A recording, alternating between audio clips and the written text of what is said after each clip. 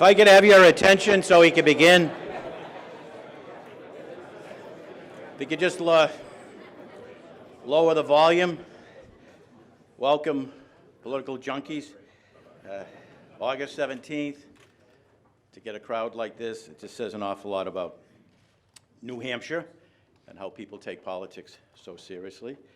And that's why we're such strong supporters of First in the Nation.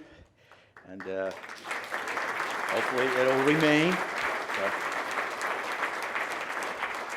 I'm Jim Brett of the New England Council. It's my pleasure to welcome you here today, Politics and Eggs.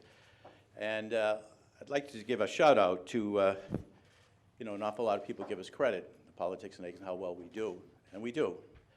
But I'd like to acknowledge the founder of the Politics and Eggs, and that's Fred Coker, who is here. And Fred, take a bow. He's over here. And I want to also begin by thanking Politics and Eggs sponsors, as you see around the wall here, all of the giant, corporate, generous neighbors here in this great state who have stepped up to the plate and supported the Politics and Eggs series. These breakfasts and the luncheons and other events that we have throughout the years, it does not happen by accident. It happens with the generous support of these corporate neighbors. So if you know anyone that's affiliated or works with these companies, you should thank them for being such a good corporate citizen.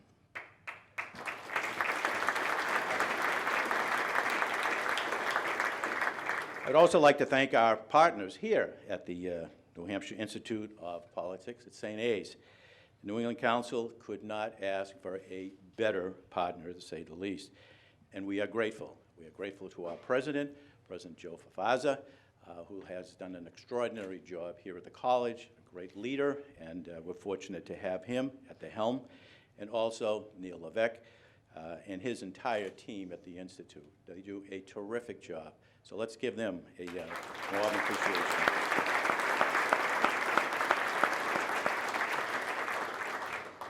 For all of us at the New England Council, this is our final event before Labor Day, but we'll be back in September with several other events on September 13th. We look forward to our first in-person Capitol Hill report with Massachusetts Congressman Jake Auchincloss, who took office just before the pandemic began.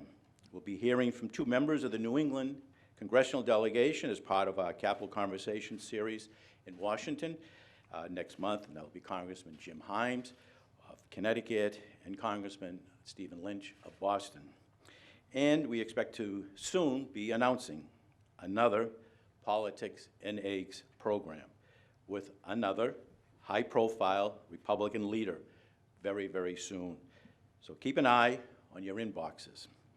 But today we're honored to welcome the former Vice President back to the Granite State for his second appearance at Politics and Eggs.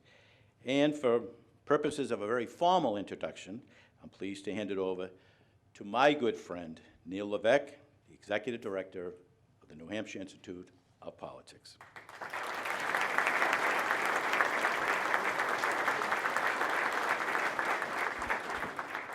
Thanks, everyone. Welcome to the New Hampshire Institute of Politics at St. Anselm College. We have a very distinguished guest today. Very pleased to have from all the way from Indianapolis, Indiana, our speaker. He's been married many years to his wife, Karen. They have 3 children. He went to Hanover College and then off to get his JD at the Indiana University. And then in 2001, he was elected to the U.S. House of Representatives and quickly made a name for himself. He was elected by his peers to chair the House Republican Conference, a feat in itself. It's like herding cats, I'm sure. And later, he became the 50th governor of Indiana. He served from 2013 to, of course, 2017. During that time, he enacted the largest tax cut in the state history, which is very important to us here in New Hampshire.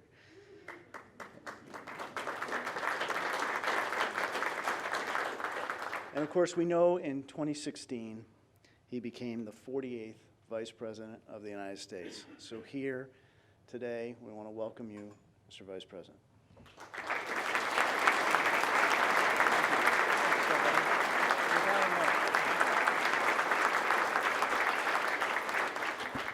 Well, good morning, New Hampshire. It is wonderful to be back in the Granite State. Thank you all for coming out so bright and early. I'm honored to return. Honored to return to politics and eggs, where you prove every day it is never too soon or never too early to do politics or eggs in the great state of New Hampshire. Thank you all for coming out today. And I also want to thank Neil Levesque for those kind words. He did them all without a note, and I appreciate it very much.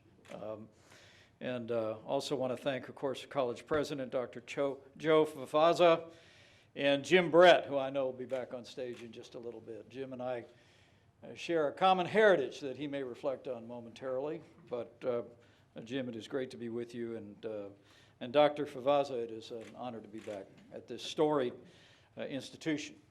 But good to see you all out. Since my last time here in 2019, my life has changed a fair amount. I moved back to Indiana. I bought 5 acres and a pond. Became a grandfather for the first time. Bought a riding mower that my wife actually lets me ride. You know, the good part about no longer being vice president is you get to drive your own car.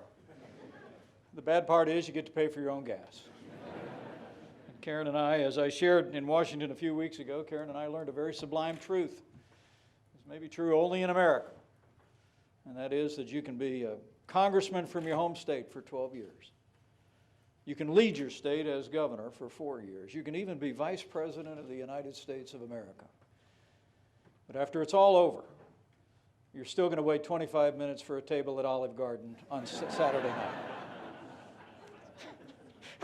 That actually happened.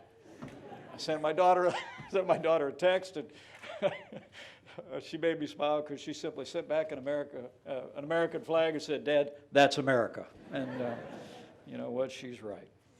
It's wonderful to be with you all. Our lives have all changed, haven't they, since 2019 in so many different ways.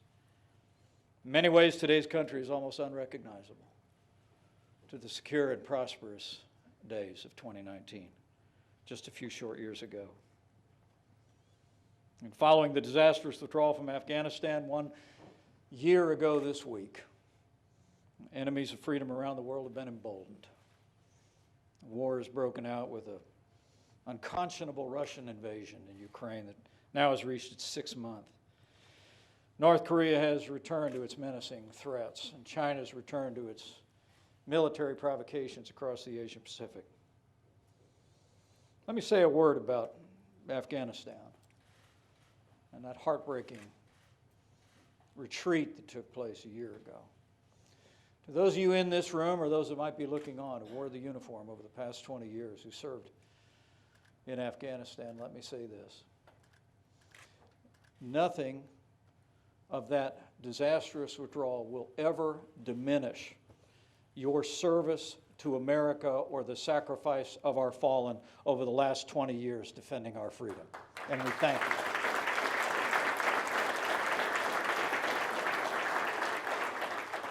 And closer to home, I don't hardly have to tell you, inflation at a 40-year high, gasoline prices through the roof, worst border crisis in American history.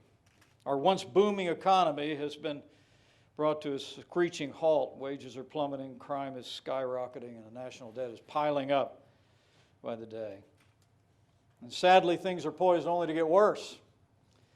Yesterday, President Biden, with great fanfare in the East Room at the White House, signed what was called the Inflation Reduction Act, a massive $740 billion spending bill, with more taxes, more spending, and the left's radical climate agenda built in it. At a time when we see Americans struggling with the cost of energy, they're continuing to push their radical green agenda. And at a time that our economy seems poised to collapse into a recession, Democrats have actually raised taxes on job creators and businesses all across this country, ultimately impacting consumers.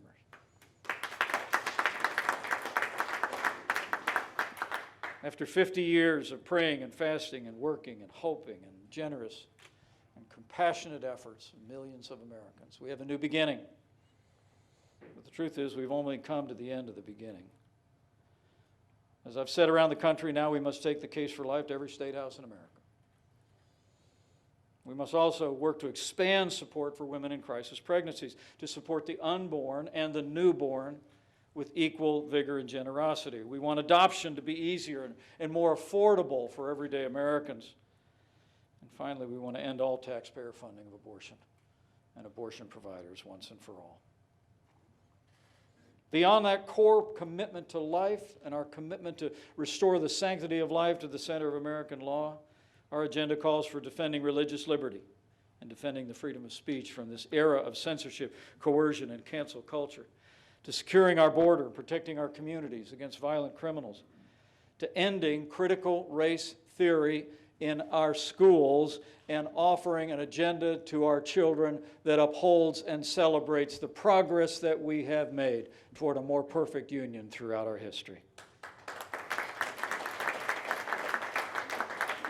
We call for enacting universal school choice, which the state of Arizona just did. And I'm proud to say when I was governor of Indiana, we doubled our school choice program. We also call for ending the assault on women's sports by adherents of radical gender ideology and through it all, defending the God-given Second Amendment right to keep and bear arms. The culture begins with defending those ideals that are enshrined in our Bill of Rights, in our Constitution, and in the hearts of millions of Americans. But secondly, our agenda is built on a promotion of economic freedom. I mean, we can restore the vitality of our economy through applying free market principles, not more spending, more taxes, and more government that this current administration is advancing. The American free enterprise system is the most powerful economic engine in the history of the world. No other system has created more wealth, lifted more people out of poverty, or improved the quality of life for more people on planet Earth. And we know how to fix this economy. We did it before, not too long ago. By cutting taxes, rolling back regulation, unleashing American energy, fighting for free and fair trade, we gained 7 million new jobs in 3 short years. Unemployment plummeted to the lowest rate in 50 years. Unemployment rates for African Americans and Hispanic Americans was the lowest ever recorded. And household income soared by nearly $6,000, which was a new record, with 10 million people lifted off poverty.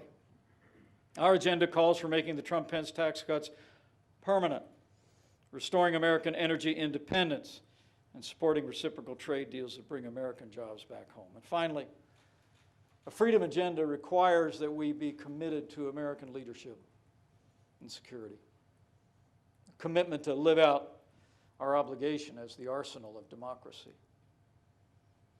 And the truth is, this administration has been growing government at home as never before in my lifetime or yours, and at the same time has flatlined military spending. Now, I couldn't be more proud during our administration that after years of reckless budget cutbacks, we saw to the investment of nearly $3 trillion in defense spending, including $740 billion in 2021. We actually also secured more than $400 billion in additional defense spending by our NATO allies, because America's allies in freedom must do their share as partners in freedom, and they began to do it under our administration. And lastly, we created the first new branch of our armed forces in 75 years with the establishment of the United States Space Force. You know, I love what John Adams said so many years ago, that America must never, quote, go abroad in search of monsters to destroy. Our objective as a nation has never been to impose our ideals or values on any nation, nor should it ever be. But we must always be prepared. And in this time of great power competition with the Chinese Communist Party, with the resurgent Russia, we have to have a military fit to the task. Finally, our freedom agenda provides a clear roadmap for conservative leaders. I believe, to have the ability to deeply connect with the aspirations of the American people. You know, as your vice president, as the governor of the state of Indiana, it was these ideas that I saw animated the crowds as we traveled all across the country. I mean, it was many people that don't understand our movement thought that it was driven by a personality. And there's no question, from Ronald Reagan to Donald Trump, we have had our share of big personalities in this party, and I expect we will again. But I must tell you, as I spoke to crowds large and small around the country, it was the ideas that created the roar. It was the commitment to those American values that brought people out, and I believe provides a foundation. And all these values, whether it be culture, whether it be prosperity, whether it be leadership, are all built on the foundation of the Constitution of the United States of America. I believe our agenda and our party must recognize that the Republican Party may actually be the last line of defense for the Constitution of the United States. You know, for most of our history, both political parties were committed to the ideals enshrined in our founding documents. But sadly, that's no longer the case. We live in a time when leaders in the Democratic Party routinely demean the American founding.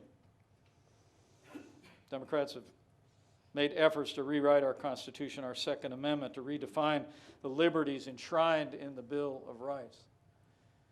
You need to look no further than the assaults on religious liberty, the assaults on freedom of speech taking place in our campuses and our schools to see whereof I speak. And it was last year that it was Senate Republicans that rightly rejected an effort by Democrats to nationalize our elections,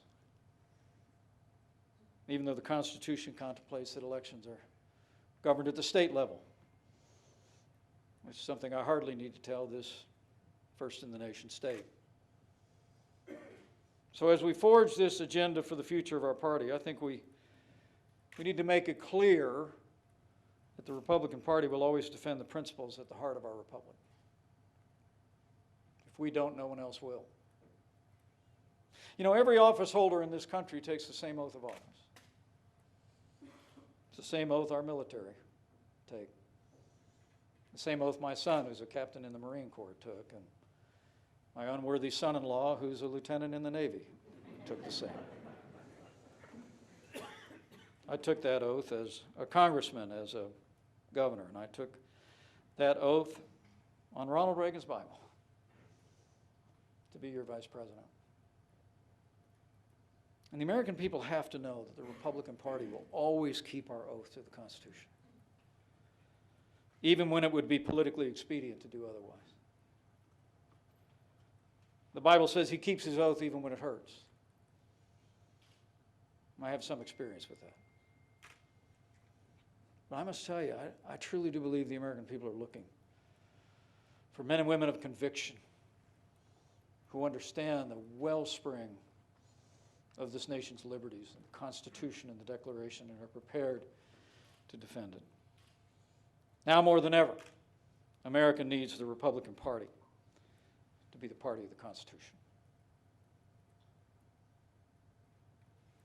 So the need has never been greater for a unified conservative action around a unified conservative agenda. And it's what's carried me all across the country, and I'll continue to carry me these 82 days and wherever the Lord leads after that.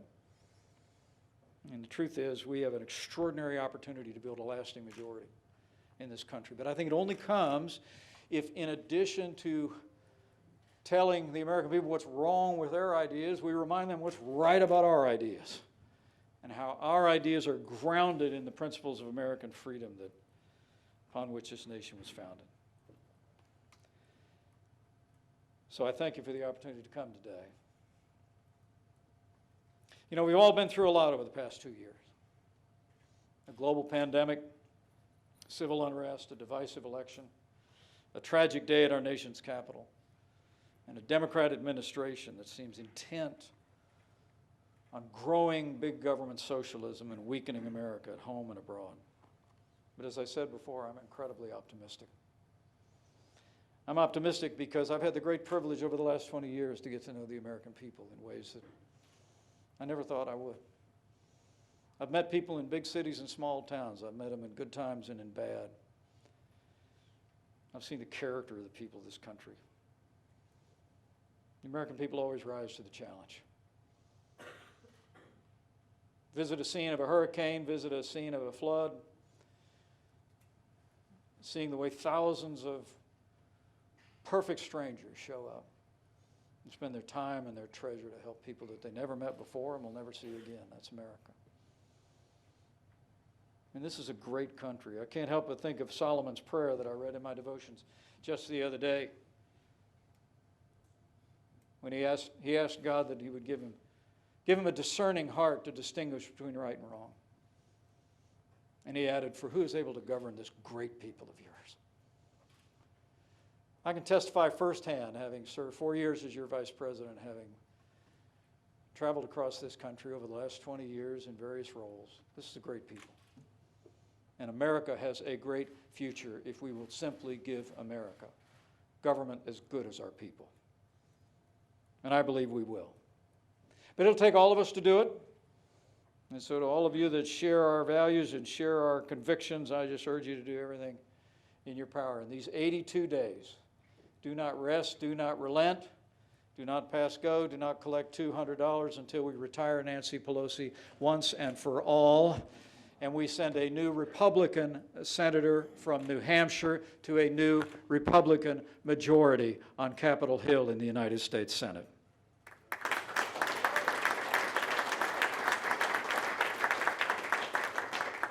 The future's bright if we focus on the future. Now, I know there are some that want to make this election about the past, but elections are always about the future. I don't know what the future holds, but I know who holds the future. And I have faith that as long as the Republican Party is the party of the future, the American people will rally to our cause, because I have faith. Faith, as I've said, in the American people, but I also have faith in him who established this miracle of democracy on these wilderness shores. You know, I'm always inspired when I come to New England, because in Indiana we don't have the tourist sites that you all have. I'm a student of American history, the American founding, and these are storied places in which you live. Where against all odds, against the most powerful force in the world, freedom was minted. But it all began with faith. From people who believed that they were called by Providence to create a shining city on a hill. And we have. America is the greatest nation in the history of the world because we have a great people who believe in freedom and because we have ever put our trust in this one nation under God with liberty and justice for all. And so long as we keep that faith, the best days for the greatest nation on earth are yet to come. Thank you all for having me this morning. It's a great honor to be back. And God bless you all.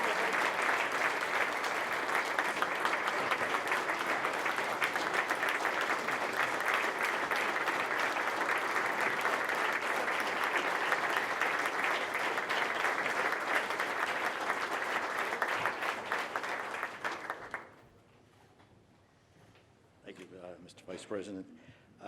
As he indicated, that we have a personal connection. It appears that the Vice President's grandfather immigrated to the United States from Ireland in the early 1920s. He came from a little town in County Sligo called Tuppacurry. Well, guess what? In the early 20s, my father also came to this country, also from Tuppacurry. Now, it's a small village, and the chances are good that the two men knew of each other. Perhaps they were even cousins. Who knows? But what I do know, and I am sure... Let's say they were. Well, what I am sure that the Vice President will agree with me is that we are glad those men made the decision to come to America, the land of opportunity.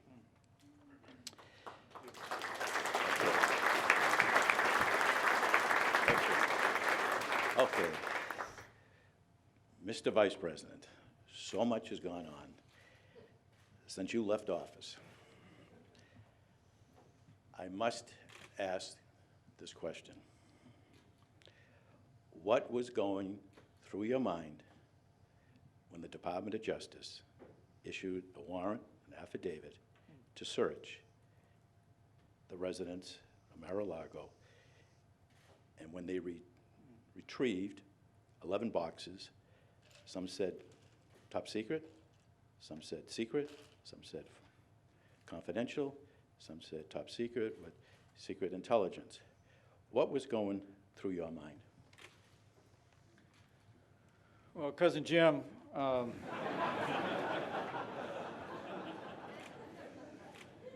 thank you for the wonderful reflections, and it means a great deal to me. It actually does, for reasons I could tell people in this room know. But let me begin by saying, look, it's fairly well known that President Trump and I have had our differences. But after years during our administration that saw the politicization of the FBI, where during the tenure of Director Comey it was revealed that FBI agents were promoting political agendas in their official capacities, I was deeply troubled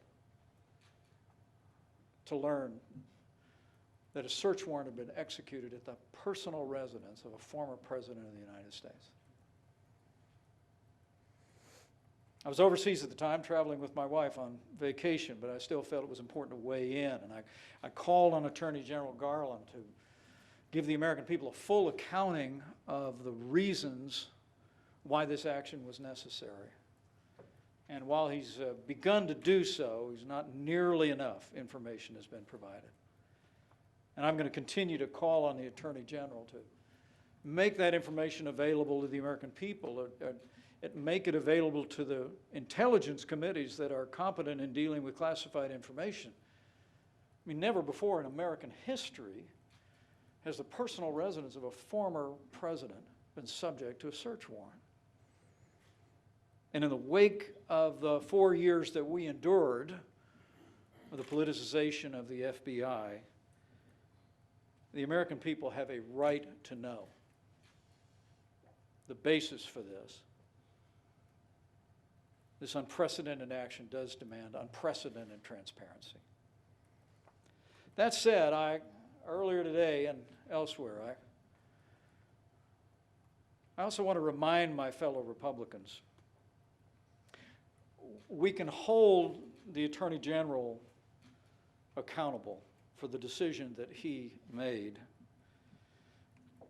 without attacking rank and file law enforcement personnel at the FBI.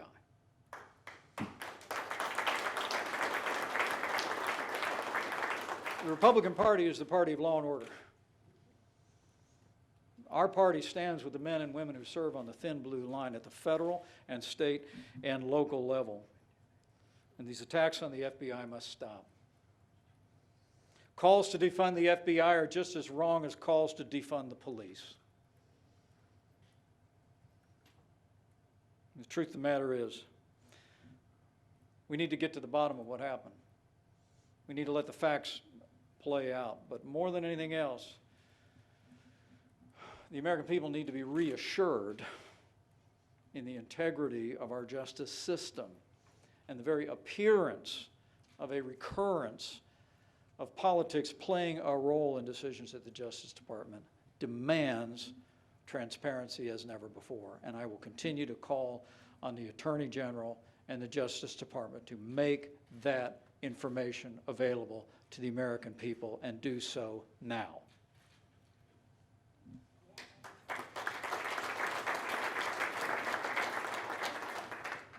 And the January 6th committee Do you think they are providing a public service to the citizens of this country? Are they providing information that none of us was aware of? And overall, what kind of a grade or evaluation would you give them? January 6th was a tragic day in the history of our country, not just for those of us that lived through it at the Capitol, but for every American. I mean, to see our historic Capitol ransacked, I must tell you, angered me that day. But thanks to the heroic efforts of law enforcement, Capitol Hill Police, federal law enforcement, the violence was quelled. And what began as a day of tragedy, I believe, was ultimately a triumph of freedom. Because on the very same day of the worst attack on our Capitol since 1812, the American people and the world witnessed the elected representatives of this country reconvene and seated the orderly transition of power under the Constitution of the United States. Now, I must tell you that the American people have a right to know what happened that day. And in the months and years ahead, I'll be telling my story even more frequently than I have.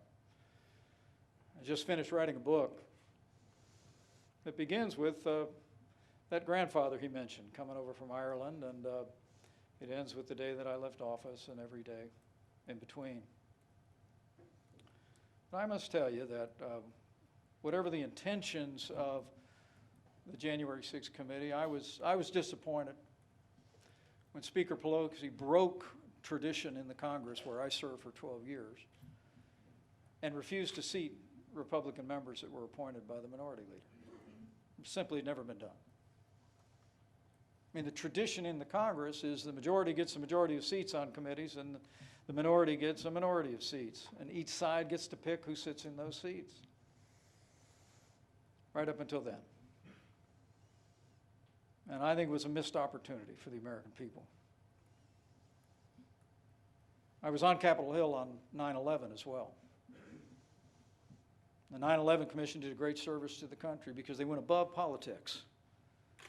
They brought together men and women that were respected on both sides of the aisle, that came and were able to learn what we could learn about what led to that fateful day in 2001. And Jim, I can't help but feel whatever the intentions of this in the very beginning, that it's, and whatever new information's come out to the American people, and more will come, I think the opportunity that we had to bring the country together to learn the lessons that we should learn from that day, and to internalize them going forward, and ultimately to celebrate those, beginning with law enforcement who made it possible for it to be a victory for freedom. It's been a missed opportunity. Just to stay on that, Jeremy, if they were to call you, the committee, to come and testify, talk, would you be agreeable? Well, I would, if there was an invitation to participate, I would consider it. But you've heard me mention the Constitution a few times this morning. Under the Constitution, we have 3 co-equal branches of government. And any invitation that be directed to me, I would have to reflect on the unique role that I was serving in as Vice President. It'd be unprecedented in history for a Vice President to be summoned to testify on Capitol Hill. But as I said, I don't want to prejudge. If there's ever any formal invitation rendered to us, we'd give it due consideration. But my first obligation is to continue to uphold my oath, continue to uphold the framework of government enshrined in the Constitution that has created the greatest nation in the history of the world. And we'll do that. And we'll do that. We have time for a couple of questions. We have 2 outstanding students, Isabel and Connor, that have the microphone. So if you raise your hand, just wait until either one of them comes by. Usually start off with our friends from AARP, Thank you. My name is Alan Cohen from AARP. Hi, Alan. Hello. One of our favorite topics is Medicare. Medicare provides critical health coverage for tens of millions of older Americans. Right. What would you do to strengthen Medicare in the future? Well, I'm really proud. I'd point you to my record when I was governor of the state of Indiana on what we did on health care reform, particularly with Medicaid. Look, we have a solemn promise to the American people that we've made in Medicare and in Social Security, and we'll keep that promise. There are very few more strong bipartisan convictions on Capitol Hill than that. But I do believe we've got to continue to look for ways, as we did in our administration, as I did when I was governor, to modernize these systems, to put patients in charge, to give what we call consumer-directed health care its day, because ultimately that will result in better outcomes for people and greater control over your own health care choices. So I think it's important that we always keep our commitments and make it clear to seniors. And as we go into election season, we're always hearing about what Republicans are going to do to Social Security or Medicare. It's not going to happen. But I do think what has to happen, and there's a fiscal element to it as well. We can reform these systems, provide better services, give Americans more choices over their health care decisions, and ultimately, at the end of the day, by giving people better choices and better incentives, you have better outcomes, better health, and that actually ends up reducing the cost in the long term to taxpayers. Somebody get your hand down, hand up,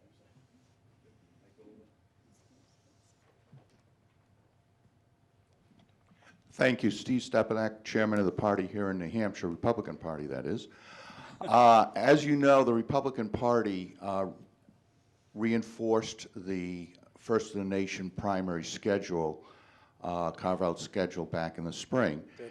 And unfortunately, it doesn't look like Democrats are going to follow suit. What is your opinion of that? New Hampshire is the first in the nation primary, period, paragraph.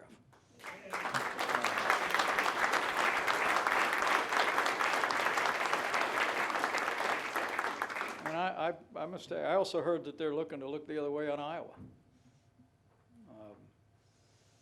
And I just think, I think tradition is important. I think I've never spent a lot of time in New Hampshire, but I may someday. And there's something about what you people do here that's on both sides of the aisle that I think has contributed to the quality of leadership that we've generated in this country.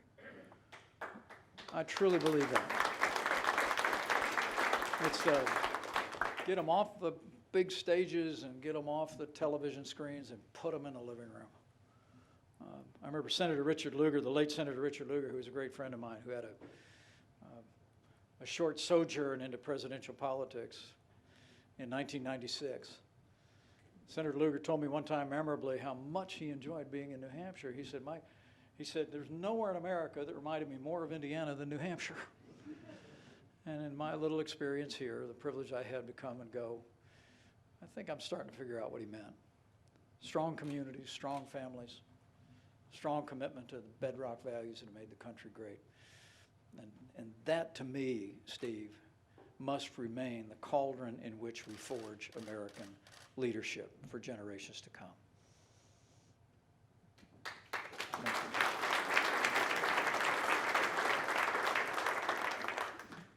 Hi, good morning. Good morning, Mr. Vice President. Amy Carnevale. I'm with K&L Gates, also affiliated with the Massachusetts Republican Party. Yeah, thanks, Amy. Thank you so much for your service. And as you talked about this morning, the Trump-Pence administration achieved many remarkable policy successes for New Englanders, including energy policy, deregulation, Operation Warp Speed, and economic growth. As you're thinking ahead to talking with specifically to Republican voters who may be active in the nomination process in 2023, could you talk a little bit more about how you articulate your message specifically for those Republicans? Well, I just think it really, Amy, begins just with reminding people that we're the party of ideas. I mean, there's that old saying that, you know, Republicans run for office and worry that people aren't going to know what they want to do. And Democrats run for office and worry that voters are going to actually know what they want to do, right? I mean, so I think making sure as we deliver a great victory this fall, that in the days ahead, we got men and women contesting at every level that are articulating a vision for where we want to go. I think the American people, my experience is the American people are ultimately very fair-minded. And by that I mean, there's only so much time I have for you to tell me what's wrong with the other person's idea. Now you need to tell me what's right about yours. I mean, I was on Chris Ryan's radio show this morning, and he kind of affirmed what I'd said by saying, yeah, we know what the problems are. We actually don't need candidates that are simply reciting the problems. We need candidates that can recite the solutions. And that's going to be my message going forward. And I'm going to be encouraging all of my friends who have aspirations at every level to be doing the same, because I think ultimately that's what drove our movement to 74 million votes in 2020. It's what drove us to that historic election in 2016. And while the media focused on personalities and controversies and the back and forth of politics, what I saw everywhere I went was the American people saying, we have a ticket that says we can be strong again, we can be prosperous again, we can build it all on all the things that have always made America strong and good and free. And that's what rallied that movement, and that's what will rally our movement and lay a foundation to win back the country in 2024.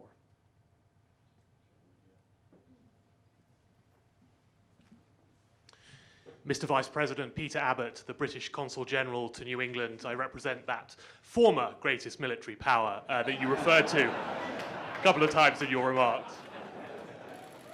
Thank you, Consul General. But it's lovely to talk to you, lovely to meet you today. I wanted to ask you about NATO and about international alliances. You mentioned NATO spending, which I know has been an issue for Republican presidents over the years. I'm pleased to say that the United Kingdom has always been the second largest defense contributor to NATO after the United States. We take our burden sharing responsibility very seriously.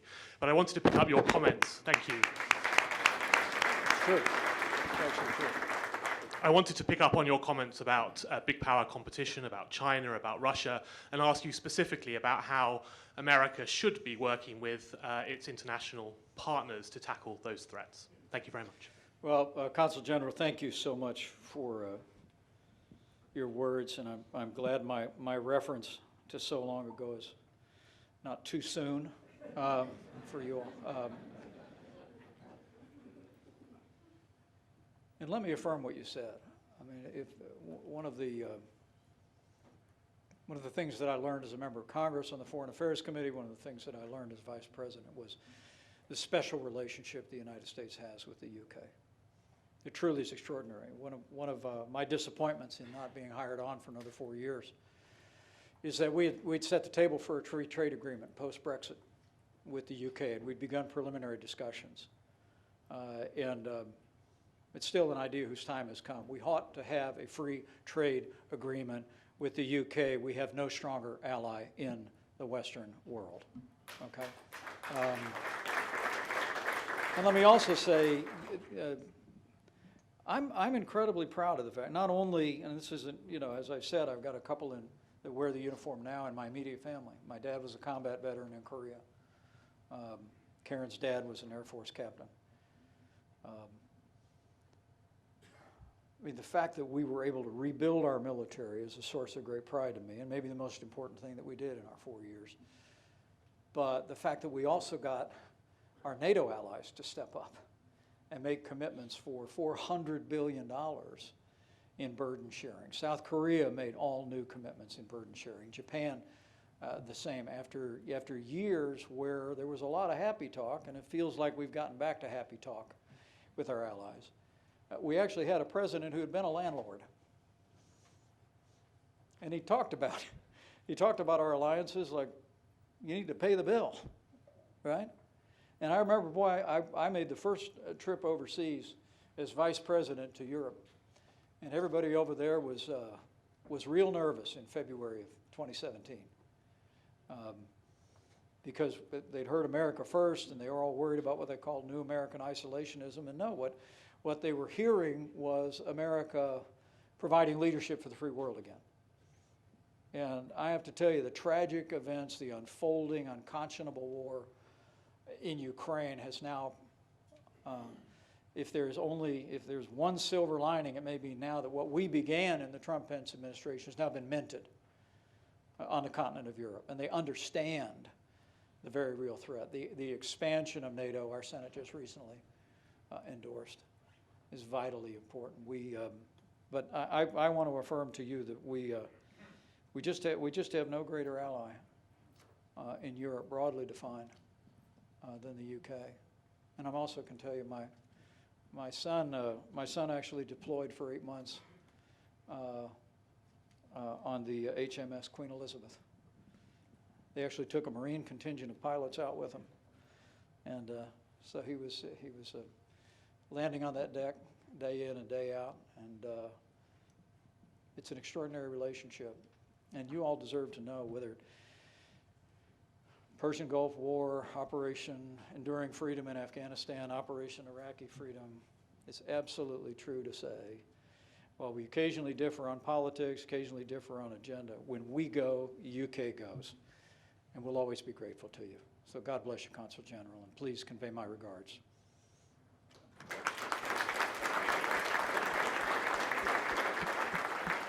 One more, young lady.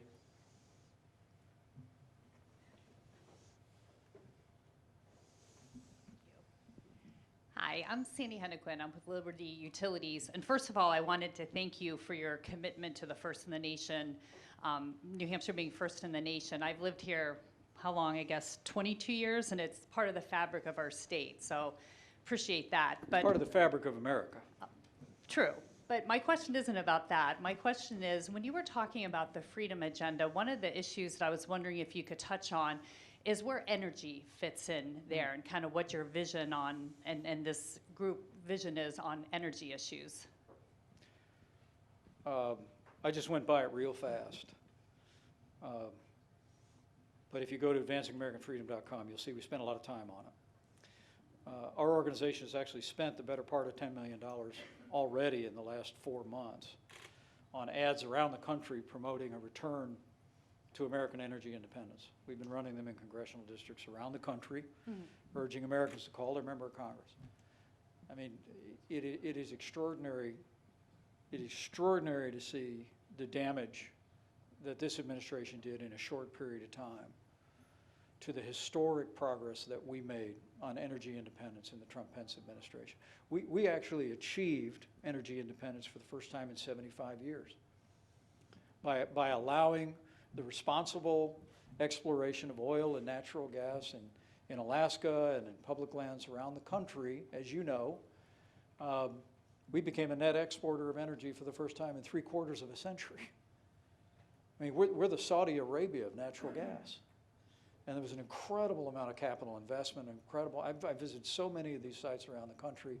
And the American economy, I believe in many respects, that booming economy before the pandemic hit so hard was driven by low-cost, affordable energy that shows up on families' budgets, but it's a driving force behind manufacturing in this country, right? And this administration on day one, literally day one, President Joe Biden comes in and shut down the Keystone and Dakota pipeline, literally offlined, millions of acres of federal lands for responsible exploration. The Alaska National Wildlife Region that we'd gotten approved, taken off the docket. And lo and behold, gasoline prices started to go through the roof. I know they like to blame high gas prices on the war in Ukraine, but gasoline prices were up 50% before the first shot was fired in the war in Ukraine. I mean, high energy prices in America are not a result of the war in Ukraine, they're a result of the war on energy, and it has got to stop. Thank you. That's why we've been running ads all over the country. We're continuing to carry that message across the country, and the American people are with us. I'll leave you with one thought. You know, by serving in the well of Congress, you sit there for long votes, so you get a chance to look around. There's only a few things written on the walls of the chamber the chamber where the House of Representatives meets. One is E pluribus unum, which is one out of many on the top. One is famously the words "In God We Trust" above the American flag. But much lesser known is a plaque that speaks to the point you raised. It's a quote from Daniel Webster, and it's just above the American flag, out of the line of sight for major speeches. But I remember reading it one time in a debate over American energy when I was in the Congress. And Daniel Webster essentially said, "Let us develop the resources of this land and call forth its power, that we might do something in our time worthy to be remembered." I mean, one of the greatest leaders of the first century of American history spoke about the central focus of the God-given natural resources of this country to our nation's greatness. And I truly do believe if we're going to achieve another great American century, if we're going to continue to lead the world for freedom, we've got to recognize that the source of that American greatness is our faith in God, our freedom, and our vast natural resources. And if we strengthen all three, there's a boundless American future that awaits. So thank you very much. It's a joy to be with you today, and God bless you here in the Granite State.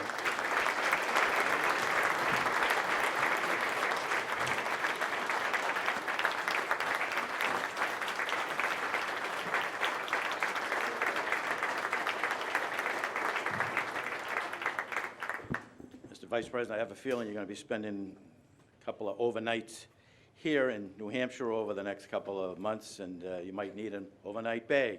So here's our politics and eggs.